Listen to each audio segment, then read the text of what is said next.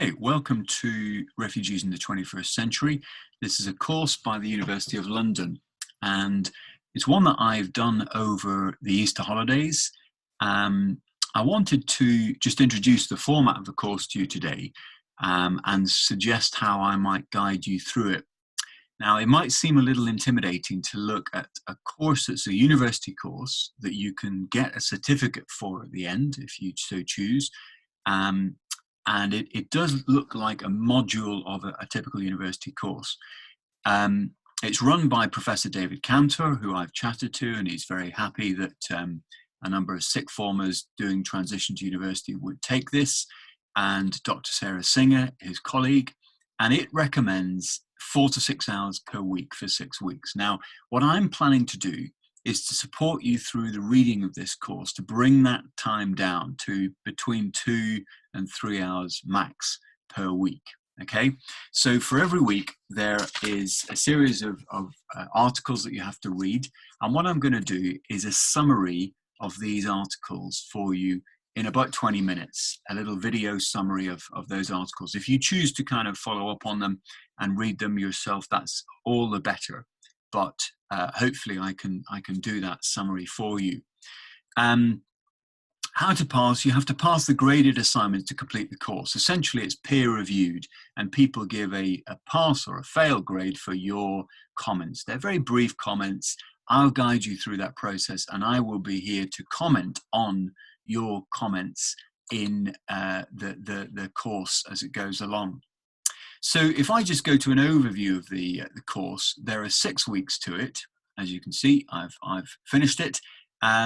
And each week there are a set number of tasks. So first of all, there's an introduction, but in week 1, there's a series of videos done by the 2 course tutors that don't take long to watch. The readings, I will give you a summary of on the video, and there is some interaction and a quiz as well, which I can help you through if you're stuck on things there. There's also a discussion forum for each week. So questions will be asked. If I look at week 1, you can introduce yourself first of all and say what motivated you to go on this course. So some people are saying, I decided to learn about refugees because I don't know anything about it. Something as simple as that. You're not getting graded on this, just give a line or two about why you think it's important.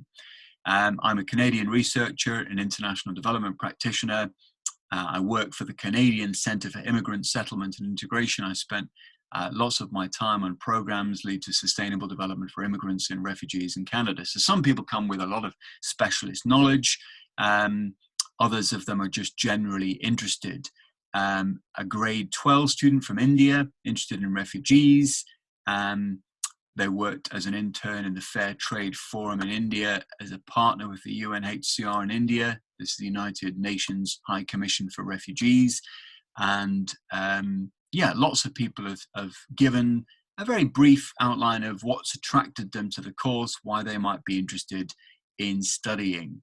Okay, so there's Ana Jerez. I'm from Spain, a lawyer specialized in international law with a master's degree in international decentralized cooperation. You get everything from highly specialized people who work in the field of refugees or are international lawyers or work for agencies like the UNHCR to just general people who are interested. You're not getting assessed on this initial comment. So just introduce yourself and say why you think that's important. That's the first thing. The second exercise you'll be asked to do is to just pin on an interactive map where you are in the world. So you'll be putting down somewhere around Manchester or based in the UK. It doesn't take long to do that. Okay, so there's an access pin there, and you can pop up where you are in the world. It's taken a little bit of time to come up, but there's an interactive 3D map, and people have popped up where they are in the world. This is quite an interesting way of looking at a MOOC, because university style courses do kind of guide you through this. And the third question you'll be asked to look at is what motivated you to take this course? Well, we've talked a little bit about that. Yeah, a Brazilian living in the US. My degree is in law and human rights and international law, and I was motivated to learn more about refugees. So to go back to week 1, where in the world are you based? Introduce yourself, what's motivated you to take this course? And then you're asked to look at a number of questions here. A region and a country that interests you. Why might some countries prefer to host refugees in camps?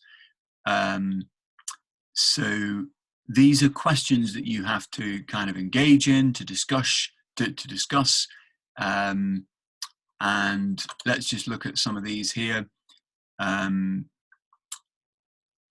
Please produce one of the following: either a short presentation that outlines the main refugee flows to and from this country, or if you prefer, imagine that you're a journalist and write a brief article about the main refugees country flows to and from this country or region.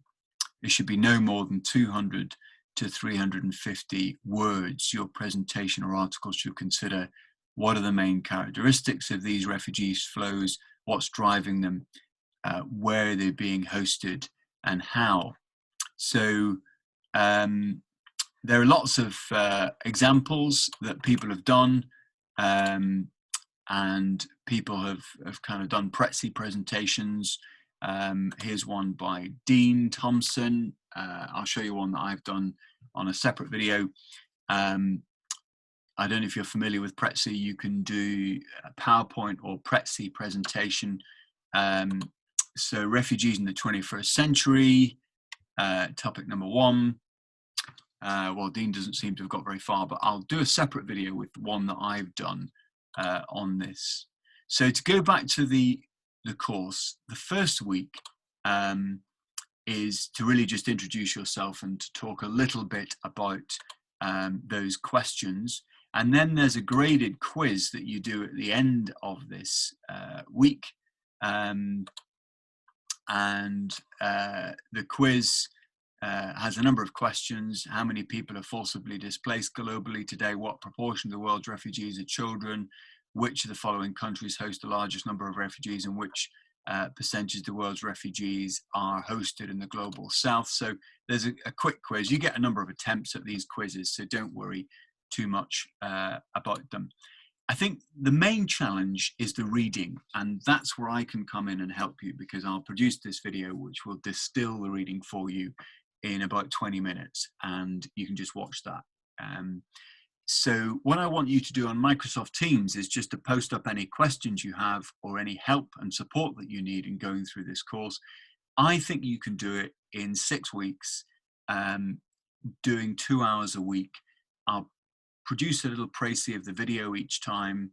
If you've got any questions about the assignments that you're being given in it, you know, you'll have these quiz assignments, you'll have other assignments that you have to look at. So this question was here. State which country or region most interests you. What are the main characteristics of the refugee flows?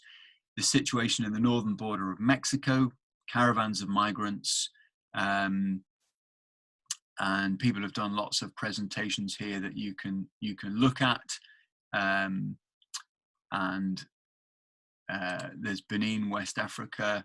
So this is a Google presentation here, and it's just 4 slides. So the main characteristics of the Mali refugees, they're hosted in 3 neighboring countries: Niger, Burkina Faso, Mauritania. Some of the world's poorest countries are hosting these Mali refugees. 2 of the hosts have both refugees and their own internally displaced peoples. And what are the drivers of this movement?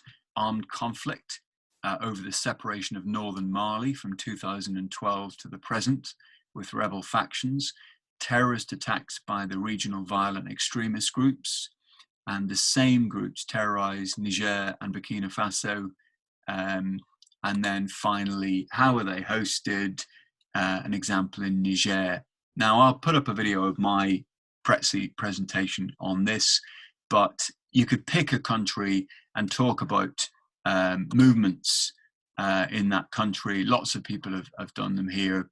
What are the main characteristics of these refugees flows?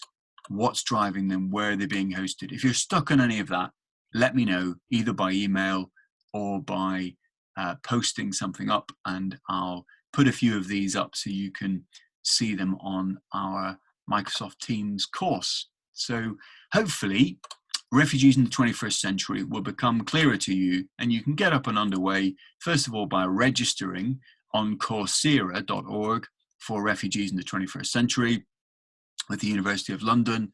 And when you've done that, let me know, and hopefully we can guide you through this course and maybe have some live discussions ourselves each week about how you're progressing. It's a university style course. You'd effectively have done an undergraduate module, and you'll have interacted with some people from a wide range of settings about one of the most important questions, I think, of the 21st century, the global migration of people who are forcibly displaced, and how we as a globe address that. So I look forward to meeting you in posts.